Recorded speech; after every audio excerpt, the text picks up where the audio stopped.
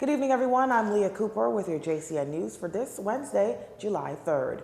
Environment Minister Ramal Ferreira tabling the review of request process arising out of that oil spill on Robinson and Old Trail roads back in January 2013. The leak seeped into the surrounding community and resulted in lawsuits from Cable Bahamas and residents of the Marathon constituency who claimed they had fallen ill as a result. The review found that the Department of Health was not fully engaged nor resourced to do a comprehensive intervention, and this because there was no communication program to keep affected parties updated on the status of remediation and no site visits to monitor the state of remediation, ensuring compliance with the law. Add to that, it was determined that the Office of the Attorney General only advised those concerned to give serious consideration to conducting a general health disease survey in the affected areas for information purposes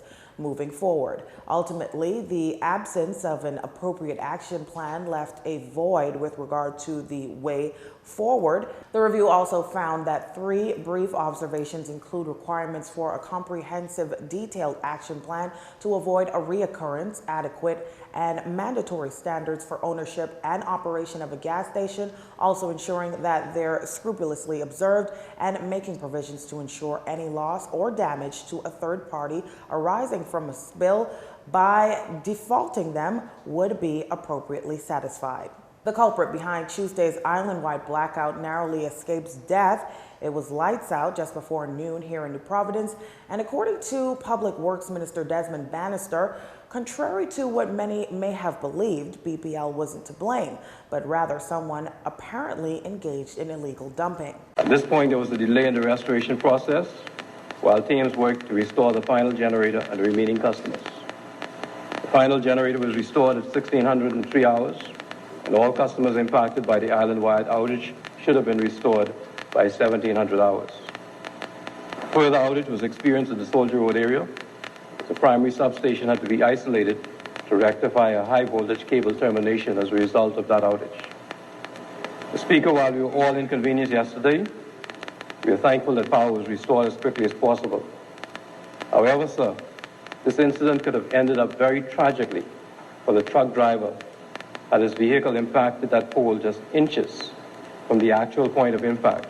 The first generator was put back online at the Blue Hills Power Station within 20 minutes of the outage, with the first set of customers restored shortly thereafter. After 2 hours, 85% of customers had power. Power in New Providence is facilitated by 132,000 volt lines between Clifton and Blue Hills Power Stations.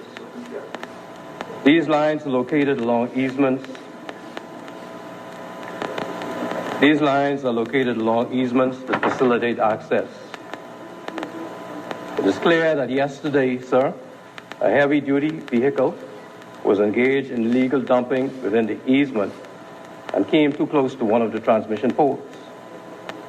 That impact caused the 132,000 volt lines to clash into each other, thereby imposing a major fault on the transmission network.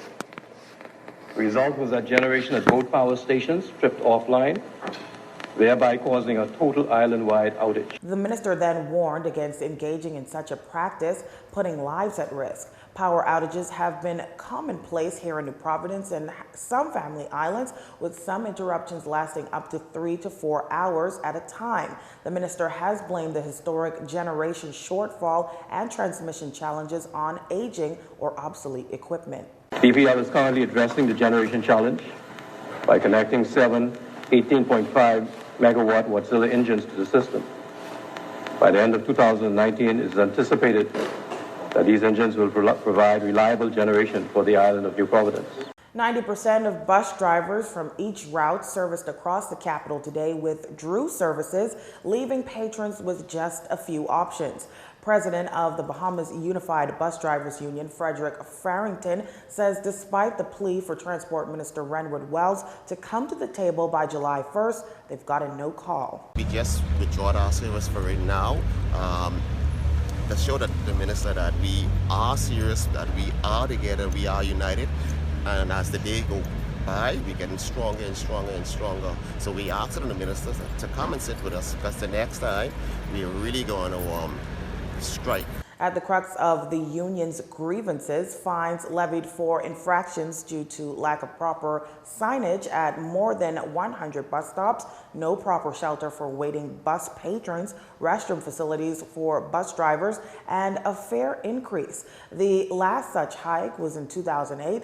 As for the pilot project that was set to kick off this month, Mr. Farrington said this. The pilot project, where it seems that their focus is on, is not a fix within the industry. It's just a mere distraction of the actual reality of what's really going on within the busing system, or more or less it's basically the same. When asked what impact the industrial action would have on their patrons, Mr. Farrington gave this response. We cater to the passengers. If you look at every route, you will see they start to purchase brand new buses just to accommodate our passengers. So we have them in mind, but right now we have to do what we have to do to better the system for ourselves. And through social media, we 2 days back and yesterday, in advance, we apologize to them for any inconvenience caused. Some of them are understanding that, within any organization, sometimes you have to take a stand to better it off. Now, as for reaching out to the Ministry of Labor, Mr. Farrington says the union stopped doing so after sending various letters and getting no response. Meantime, Bahamas Taxi Cab Union President Wesley Ferguson believes bus drivers moved a bit too fast. At the same token, you have to be prudent, and you have to be patient, and you have to know when and when not to move, because